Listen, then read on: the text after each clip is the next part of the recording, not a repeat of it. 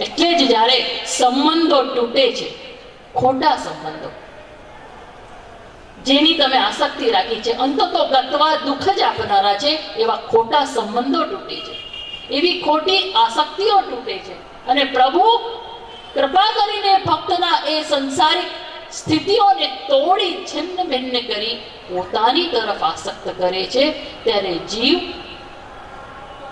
એકવાર દુઃખ અનુભવે છે, પણ પછી એના જીવનમાં આનંદ જ આનંદ છે.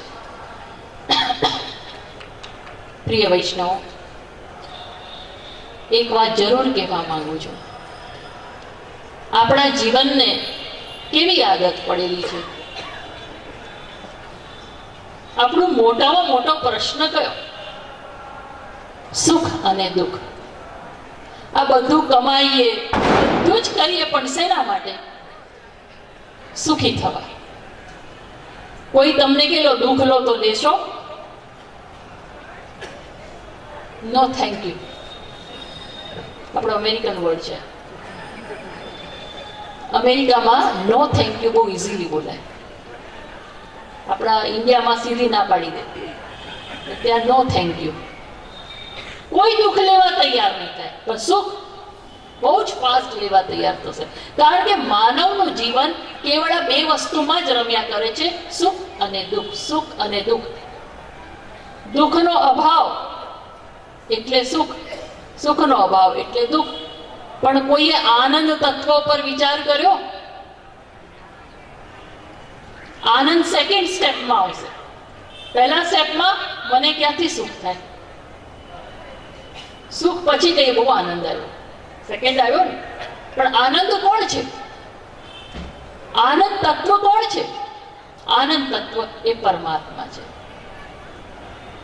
પ્રભુ કેવા છે? તો કે આનંદમય, રસોમય, મધુર છે, આનંદમય છે. તો એ સાચો આનંદની પ્રાપ્તિ ક્યાંથી? મનથી? સુખ મનથી થાય, પણ આનંદ તો આત્માથી જ થાય.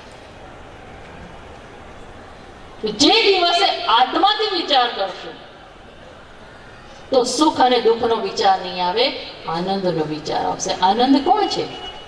અંતર્યામી. ક્યાં બિરાજે છે? તમારા આત્મામાં, અંતરાત્મામાં.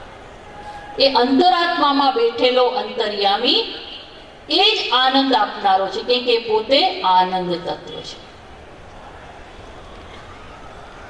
તો ગોવર્ધન લીલાનો આ જે પ્રસંગ છે, ગોવર્ધન, ગોવર્ધન, ઇન્દ્રિયો પણ ભગવત સ્વરૂપ થાય. ગોનો એક અર્થ છે ઇન્દ્રિયો, ગોનો એક અર્થ છે ગાયો, ગોનો એક અર્થ છે ગોપી. તો આ બધાનું વર્ધન થાય, પ્રભુ તરફ પ્રેમનો, ભક્તિનું વર્ધન થાય. એ ગોવર્ધન લીલા, ભક્તિની લીલા. અને જેને મહાપુષ્ટિ લીલા પણ કહેવાય છે, જેને આશ્રય લીલા પણ કહેવાય છે.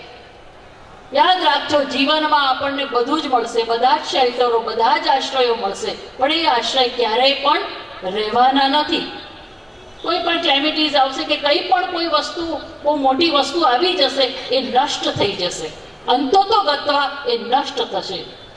પણ જ્યારે ભગવદ આશ્રય મળે છે, પરમાત્માના ચરણારવિંદનો આશ્રય મળે છે, અને પરમાત્મા જ્યારે જીવ ઉપર કૃપા કરી અને ગોવર્ધન લીલા કરે છે, જ્યારે જીવાત્મા શરણે જાય છે અને પ્રભુ કે મન્નાથમ મદ ગોષ્ઠમ મદ પરિગ્રહમ એમ કરીને જીવાત્માને પોતાના શરણમાં લે છે, પોતે સમર્પણ કરાવે છે પ્રભુ, ત્યારે જ વાસ્તવમાં જીવનમાં આશ્રયની સિદ્ધિ થાય છે.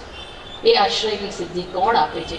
આપણા શ્રી ગોવર્ધન ધરણ શ્રીનાથજી. શ્રીનાથજીનું સ્વરૂપ કેવું છે? એ શ્રી ગોવર્ધન ધરણ છે, ગોવર્ધન નાથજી. શ્રીનાથજી એટલે શ્રી અને છેલ્લે નાથજીનો જી એટલે શ્રીનાથજી, એમ એનું શોર્ટ ફોર્મ છે. આજકાલ શોર્ટ ફોર્મ બહુ ચાલે છે, પણ એ જમાનામાંથી શોર્ટ ફોર્મ આવી ગયું શ્રીનાથજી, એટલે શ્રી ગોવર્ધન ધરણ, ગોવર્ધન નાથજી. તો એવા શ્રીનાથજી જે સદૈવ કોણ કહેવાય છે? મંગલમુખી શ્રીનાથજી. ભગવદ્યું ગાયું, મંગલ રૂપ નિદાન સાવરો મંગલ રૂપ નિધાન મંગલ રૂપ નિધાન સાવરો મંગલ રૂપ નિધાન મંગલ રૂપ નિધાન.